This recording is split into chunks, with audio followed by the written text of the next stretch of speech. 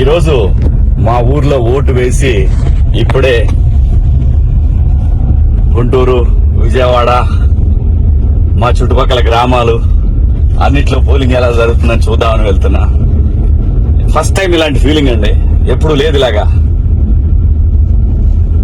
ఆంధ్రప్రదేశ్ లో చాలా ప్రత్యేకమైన ఎన్నికలు ఇవి. ఈ రాష్ట్రానికి రాజధాని లేదు, ఈ రాష్ట్రానికి పోలవరం లేదు, ఈ రాష్ట్రంలో పరిశ్రమలు లేవు. కానీ నేను చూస్తున్నాను, ఇంకా మూర్ఖత్వంలోనే ఉన్నారు.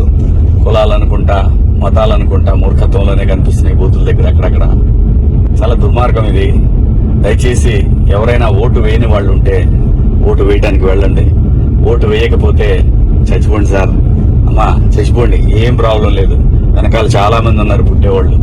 కానీ మీకు ఏదైతే ఇంత మంచి వాతావరణం ఈ దేశం మీకు ఇచ్చింది అంటే, ఎంతో మంది కోట్లాది మంది ప్రాణాలు కోల్పోయి స్వాతంత్ర పోరాటంలో ప్రాణాలు కోల్పోయి మనకి స్వేచ్ఛావాయువులు ఇస్తే, ఈ రోజు మనం లేజీగా కులం పేరుతోటో కుళ్ళు పేరుతోటో మన రాష్ట్రాన్ని నాశనం చేసుకుంటున్నాం.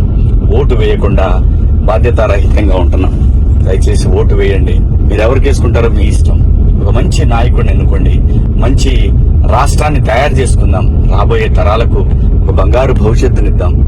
రండి, అందరూ ఈ పండుగలో పాలు పంచుకోండి. ఈరోజు మా ఊర్లో ఓటు వేసి ఇప్పుడే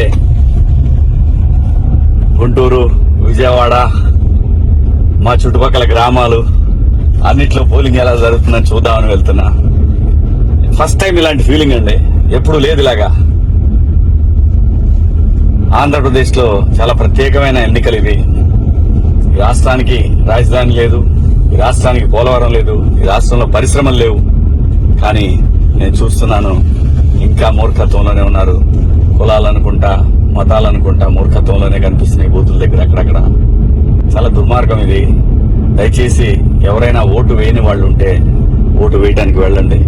ఓటు వేయకపోతే చచ్చిపోండి సార్, అమ్మా చచ్చిపోండి, ఏం ప్రాబ్లం లేదు. వెనకాల చాలా మంది ఉన్నారు పుట్టేవాళ్ళు. కానీ మీకు ఏదైతే ఇంత మంచి వాతావరణం ఈ దేశం మీకు ఇచ్చింది అంటే, ఎంతో మంది కోట్లాది మంది ప్రాణాలు కోల్పోయి స్వాతంత్ర పోరాటంలో ప్రాణాలు కోల్పోయి మనకి స్వేచ్ఛావాయువులు ఇస్తే, ఈ రోజు మనం లేజీగా కులం పేరుతోటో కుళ్ళు పేరుతోటో మన రాష్ట్రాన్ని నాశనం చేసుకుంటున్నాం. ఓటు వేయకుండా బాధ్యతారహితంగా ఉంటున్నాం. దయచేసి ఓటు వేయండి. మీరు ఎవరికి వేసుకుంటారో మీ ఇష్టం. ఒక మంచి నాయకుడిని ఎన్నుకోండి. మంచి రాష్ట్రాన్ని తయారు చేసుకుందాం. రాబోయే తరాలకు ఒక బంగారు భవిష్యత్తునిద్దాం. రండి, అందరూ ఈ పండుగలో పాలు పంచుకోండి.